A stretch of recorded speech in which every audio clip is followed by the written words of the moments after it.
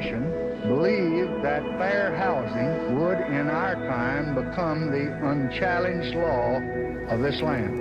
And indeed, this bill has had a long and stormy trip.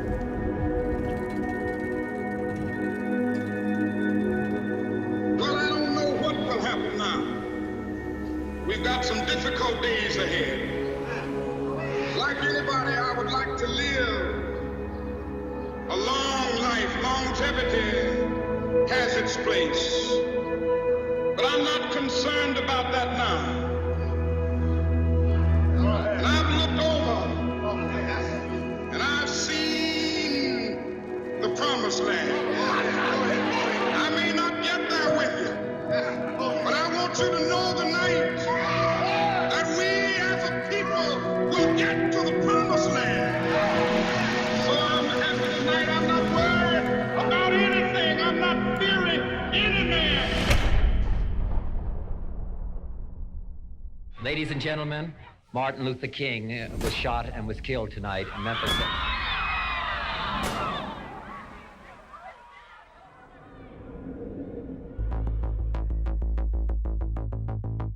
The death of the prophet of nonviolence set off the worst outbreak of arson, looting, and criminal activity in the nation's history.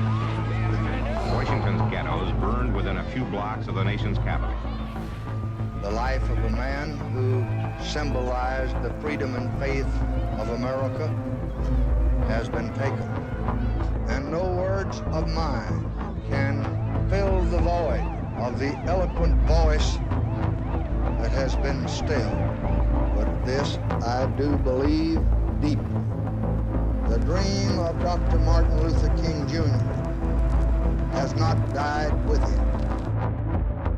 President Johnson was willing to speak up and say, we have to pass a fair housing bill. Hello, Mr. President? Yes, Dick. We're in trouble. We need some help. Yes? I'm afraid of that. Federal troops, for the first time since the Civil War, took up positions to guard government buildings. Nothing's probably touchier than your own neighborhood and your own home or your own apartment. The administration, which supported the bill, said this has no chance. The other stuff is okay, but this will kill any politician that touches it. Well, I just could not live beside them. I don't feel that they should be oppressed, but I moved here because it was a white community. I have 2 daughters and 2 sons, and if there's too many colored people around here, I definitely will get out. I think that, well, the property values will immediately go down if they're allowed to move in here in any number.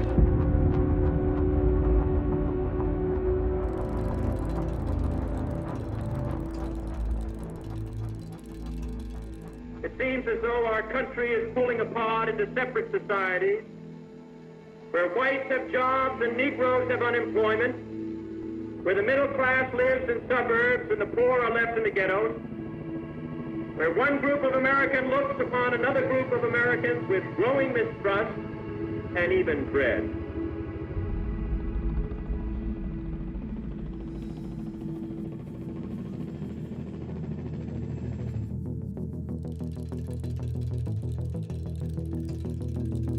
Then the bill went over into the House Rules Committee, and under the chairmanship of the famous Judge Smith, a right-wing segregationist from Virginia, he wouldn't hold hearings on it. He would take the bill home so nobody could act on it, and we were running out of time.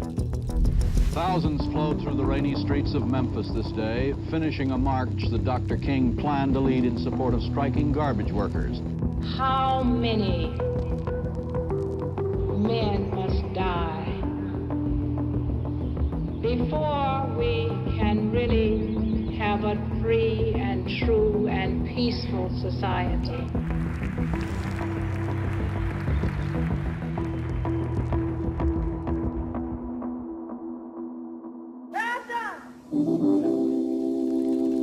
For your presence, Lord. And I know you'll reach out and take mine. You take our hand.